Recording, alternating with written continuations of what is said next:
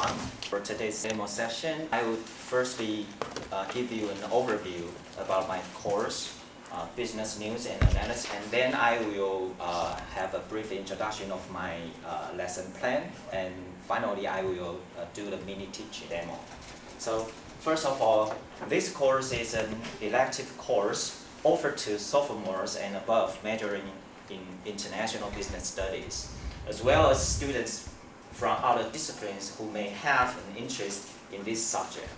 And this course aims at paced education, which include calibrate, elevate, and activate. And for this course, we aiming at calibrate students' interest, which means students from different disciplines who think they may have an interest in business and management, but they do need to have a test of their interest, so they come to take this course and to have an initial experience on if they really like this subject.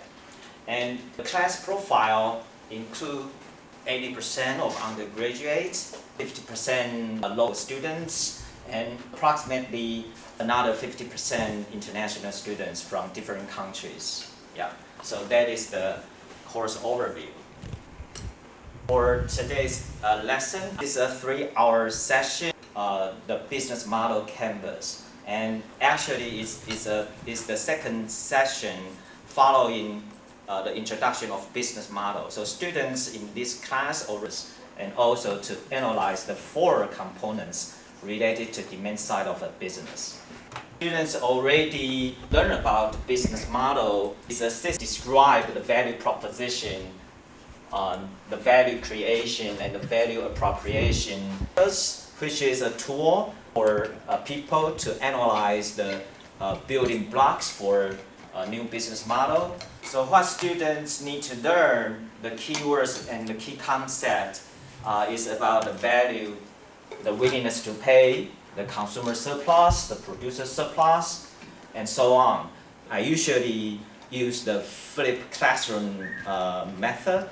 Students need to study individually the articles or the video clips. And for today's session, for this lesson, they need to watch the video first before entering in the classroom. So I will show you. An organization's business model can be described with 9 basic building blocks: your customer segments, your value proposition for each segment, the channels to reach customers, customer relationships you establish, the revenue streams you generate, the key resources and key activities you require to create value, the key partners, and the cost structure of a business model. But it's not sufficient to just enumerate the 9 building blocks. What you really want to do is to map them out on a pre-structured canvas. This is what we call the business model canvas, a tool that helps you map, discuss, design, and invent new business models. So, I usually do not do lecture. I ask students to study by themselves first, and then come to the classroom to orally present what they study, and also create the cargo mind map. When they come into the classroom, I will introduce the agenda of this session, and then I will activate their prior knowledge. So if you act as the students, what are the 2 driving forces of a market transaction? Profit. Profit, because I want to make profits on it. Consumer demand. Demand and Requirement. Demand is the same as requirement. yeah, and on the other side of the market, Supply. supply. So basically, in my first lesson, I will introduce the demand and supply. Okay, so this is the CCQ, concept check questions, because after break, I would like to check their concept and also to activate their prior knowledge learned in last lesson.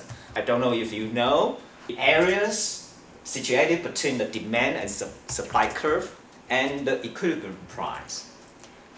So I would ask, but I assume maybe some of you, Professor Chen, may answer, because she is also economic professors, you can answer.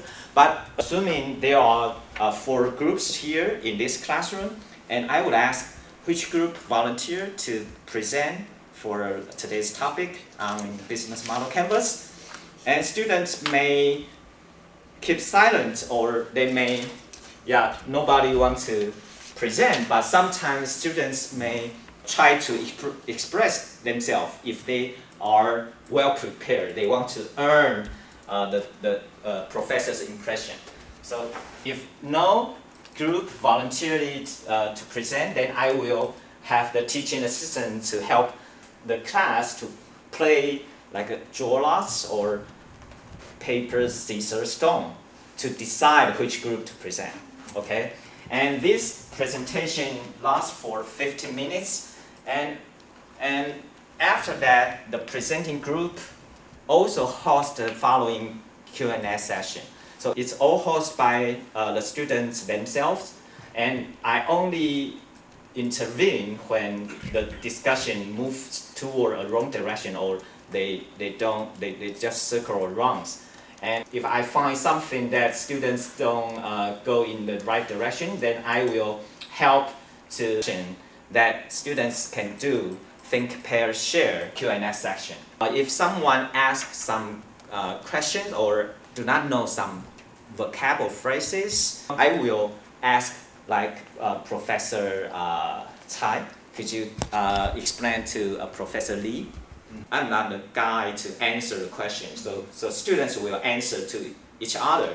And if they don't really know the answer, I will ask teaching assistant, like Jocelyn, can you explain what is consumer surplus, and so on. So after that, I will have 15 minutes on my briefing. So because they do oral presentation, they do Q&A session, and finally, I will wrap up today's session by providing specific comments and encourage students to do further video that they are going to. 4 years. I usually will play the assigned material or the assigned video for the next lesson to encourage them to watch the video or read the article right after the class. So after playing the video, then I will have the students to take a break. Yeah, and then they coming back to the next lesson. Yeah, and we continue the discussion about this topic. So for this course, business news and analysis include special topics which are most relevant to the emerging business. So there will be like 12 to 13 specific topics. Like this one is for cashierless retail store, and I also include like ChatGPT as a topic in this course. So students can get to keep themselves aware of the most recent business news, and they can check with their personal motivation to take any further courses more specific to the topic. Like they want to do the industry analysis, they want to take the entrepreneurship courses, and so on. Yeah. So yeah.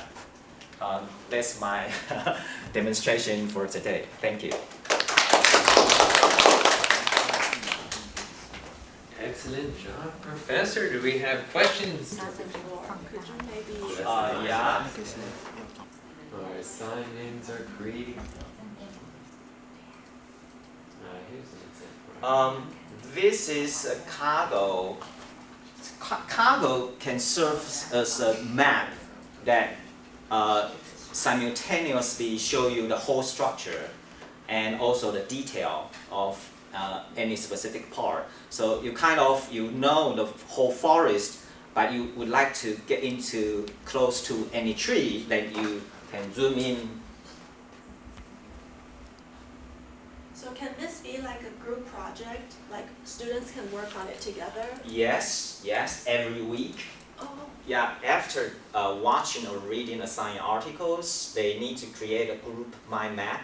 And this Kaggle is an free online collaborative tool. So like the Google document, members in one group can simultaneously edit the Kaggle. Yeah. Professor, could you go to the Kaggle website and show us? Yeah. I think it's very easy for students to build, to add the shapes and everything. Does it have to be on the laptop or can it be like on their I phone? think it could be on the phone. The laptop might be easier, but. I don't know if I can connect my laptop. So, oh, yeah. So this is my Kaggle folders. I also use Kaggle a lot. So for example, this one talk about EMI and PBL because in business courses we rely on problem-based learning a lot. If the EMI students need to communicate in English, that create a huge challenge for them to discuss, to communicate in English. Have a higher focus on EMI or a higher focus on PBL. So, so this is I'm just showing you, this is the mind map. So the idea that how do I create this mind map in this way? I think there are something we need to do before the semester begin, and during the semester we need to design some activity for students to do before the class, during the class, and after the class. Not only me, but also my teaching assistants will cooperate to help students to achieve their learning goals. Yeah. So this is the mind map. I also can put it into a presentation mode when semester begins. What we are going to do would be how many students will be in this class, and because we need to divide these students into several study groups, into reasonable number of students. Normally 5 or 6 students in one group is better for their discussion on problem-based learning. We highly rely on group discussion, so the group performance should be peer evaluated, so they need to do the peer review in the midterm and final term. So this is the format about Kaggle. Actually, at the end of the business news and analysis, the students in groups need to present their term project as a video. So I can show you, I also can show you. Tesla is revolutionizing the world's energy landscape. So last semester, I already asked students to incorporate the idea. So Tesla is leading the way towards a cleaner and more sustainable future. Its solar energy system generates power for homes and business, while their zero-emission vehicle prioritize safety and provide an exhilarating drive. Is climate change, and I'll explain climate change factors, Tesla's electric vehicles, and clean energy solutions such as solar panels. Fertilizing process. Tesla superior battery give it a competitive edge. These batteries are used not only in cars but also in home and fridge applications. this is a students from Myanmar. So yeah. Any questions, comments? Sorry, technical question. How do you compare Kaggle and XMind, the other concept map? XMind is a more traditional design. Yeah, and what I choose Kaggle is because it's free for most fundamental functions. So you don't really need to pay. Then you can create a quite good looking beautiful, and the color. It looks more fancy. Yeah, more fancy. Yeah.